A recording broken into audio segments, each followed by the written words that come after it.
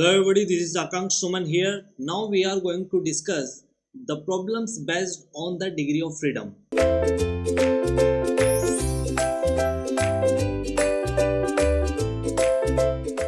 We have studied the degree of freedom is defined as 3 multiply L minus 1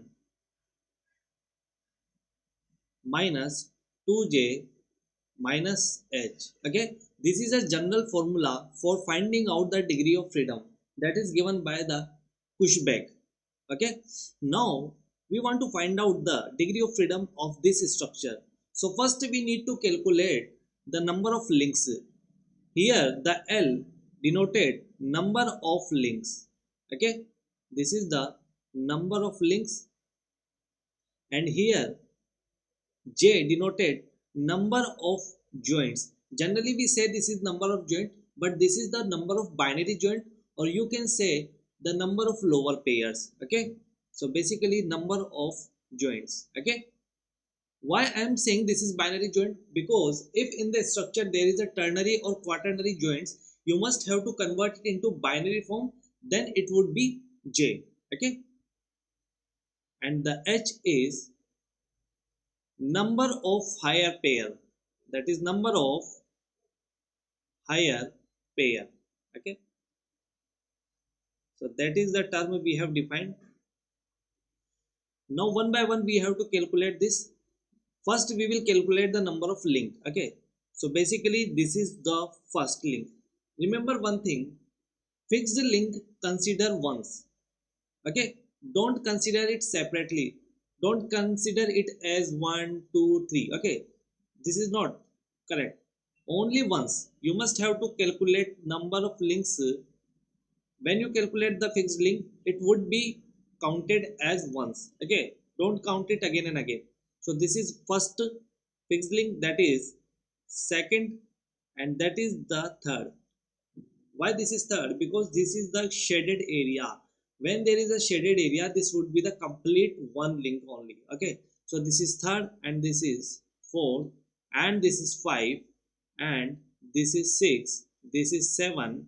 Okay, and we have counted fixed link as starting. Okay, so number of links, that is L, we have calculated is equal to 7. Okay, now we have to count the number of binary joints. Okay, so that is the binary joint, because this joint connecting two link, that is one fixed link and the another link this. Okay, so this is first binary joint. Okay, so this is first, and since this joint is a binary joint also, this is not a ternary, because this shaded portion counted as one link, so that is why this joint connecting two links. Okay, so this is boundary joint. Okay, this is also binary joint, and this is also binary joint, and this is also binary joint, and this is also binary joint. Okay, now I already told you, when you counted the fixed, when you calculate the number of links, fixed link considered once, only once, don't consider it separately. Okay, but when we counted the number of binary joint, we must have counted this separately. So this is first fixed link, and this is second fixed link, and this is third fixed link. Okay, so we have to count the fixed links, we have to count the number of joints, that is fixed joints separately, but we don't need to consider fixed link separately. Okay, so here number of joint is equal to, we can calculate, that is 1 2 3 4 5 6 7 8. Okay, so number of joints, or you can say number of binary joints, is equal to 8. Okay, and how many number of higher pairs are? That is 1, because there is only one point contact. When there is a point or line contact, we can say there is a higher pair. So there is only one point contact, that is number of higher pair is equal to 1.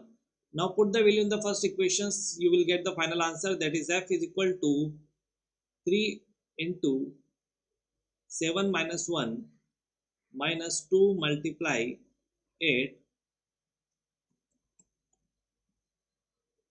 minus 1. Okay, and finally you will get 18 minus 16 minus 1, and that would be 1. So degree of freedom that we will get, that is equal to 1. That means only one motion is possible. How many motion is possible? Only one motion is possible. So I hope you will understand the solution of these questions. Okay, thank you.